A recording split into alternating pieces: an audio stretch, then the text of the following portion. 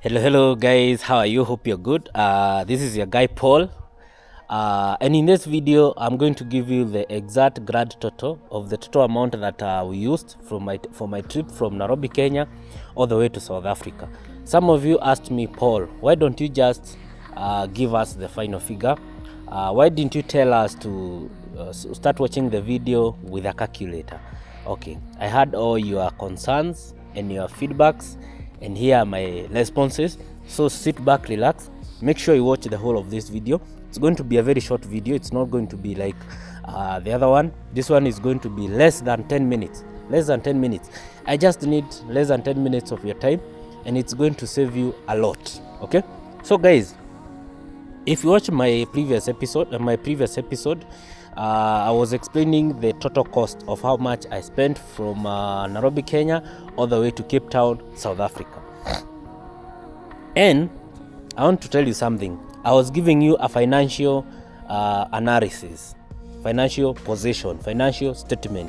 When you talk about financial analysis of anything in finances, you don't talk about just figures, random figures. That is why in the previous episode, I took my time to explain to you how I arrived to those figures, and that's why each and every day I give you the amounts that I spent in dollars and in the host country. Okay, so for example, in math, in financial reporting, when you talk about 1 + 1 is equals to 2, actually that is not the correct answer.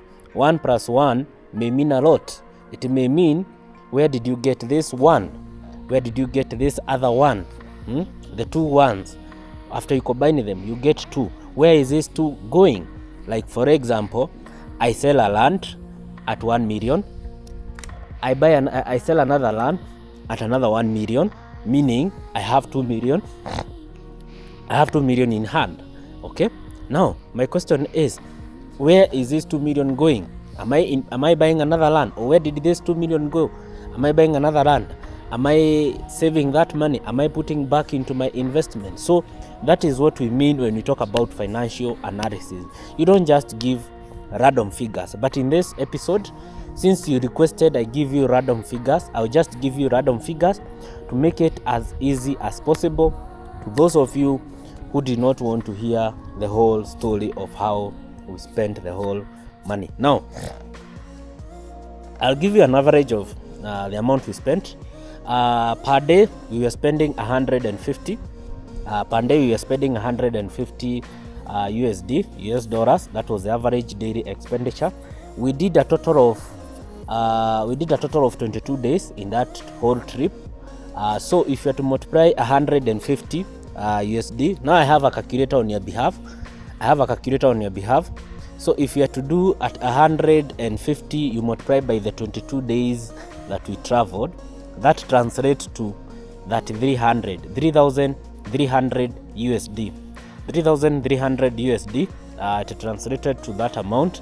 And if you are to convert that into your local currency, you're able to get the exact figures that you are likely to understand based on your local currency. Now, for my people in Kenya, if you convert that 3,300 USD to Kenya shillings, we should give it that 130 or 135. Let's multiply with 130. When you multiply with 130, we get a figure that is around 429,000. Remember, in the previous episode I had indicated that we went overboard. We spent more than 76,000 what we had budgeted for the whole trip. But remember, these are just our figures. You can yourself you can do the same trip, and you can be able to budget for your whole trip. And also, something else I want to let you know is that the cost is not fixed. I know I may have not mentioned maybe some other figures, but now here is the point. Now here is a punchline. Now I have given you a figure of 3,300 USD as the total cost. Let me ask you, a new person, like a person who have not been following my videos, will be like, how did you end up spending all that amount, or where did that amount go to?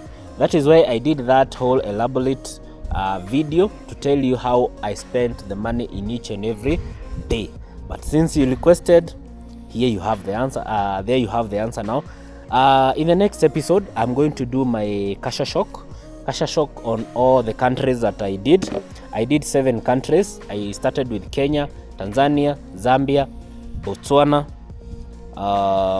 South Africa, Lesotho, Namibia. Those are 7 good countries. So I'm going to give you my analysis, my Kasha shock, what I liked, what I did not like on all those countries. I'll try and make them fit into one video. If it can't, I can split it into 2, because I have listened to you. I do read your comments. There are some who are saying try and make your episodes shorter, and that is what I'm going to be doing going forward. I'm going to make sure my videos are 30 minutes and 30 minutes or less. 30 minutes or less. So if a video is above 30 minutes, I'll be having 2 parts, part 1, part 2, or I'll be simply incorporating more editing so that everything can fit in 30 minutes. Though when you compress a huge video into 30 minutes, a lot of information is left behind. So that is why I prefer to give you raw information, everything that we encountered, without filtering some of the most important information that you may be interested. Again, I can see I still have like 4 minutes. Remember, I told you this video is going to be exactly 10 minutes. I just want your 10 minutes or less. Now, another person said, I'm repeating myself so much. Now, let me tell you, this my channel. It's basically for entertainment, travel content, and do-it-yourself content. Do-it-yourself content is where I teach you how to do several things at home, whereby you don't need a technicians to do it. For example, if you go to my channel before the onset of this series, I did a video of how to service your Nissan X-Trail, how to change oil, spark plug, and the likes. Okay, the air cleaner. Now, in this my video, once in a while, you're going to be seeing those videos, how you can do trimming, how you can do landscaping. You see these trees behind me, the grass. I know the footage you cannot be able, the frame rate you cannot be able to see the grass, but all this work I'm the one who have done it myself. And most of the times I do record what I'm doing, and so as to show you that some of these things you can be able to do it yourself. You don't need to hire someone to do it. But if you feel you want to, just do it. But there is that satisfaction that comes in when you see something that you have done. For example, when I see this tree blossoming here, this tree is a few months old. It's not even a year old, and you can see how it's growing, how tall it is. And by the time I was planting there, it was this size. It was like half foot like that, and like now you can see the level. So that culture of growing something, so there is that satisfaction that it gives you. Still have 2 minutes. In my next video, when I tell you about the Kasha shocks in different countries, like for example, let's go to Tanzania. One of the Kasha shocks is that people there don't take white tea. Very few people there, like milk is not in their diet. So I can't just come here and give you bullet points like Tanzanians don't take milk. No, I need to explain to you what I saw, what I think, and maybe why they don't. Okay, like I tell you, Tanzanian traffic police are bad. Why are they bad? Like, a viewer will ask, why do you think they are bad?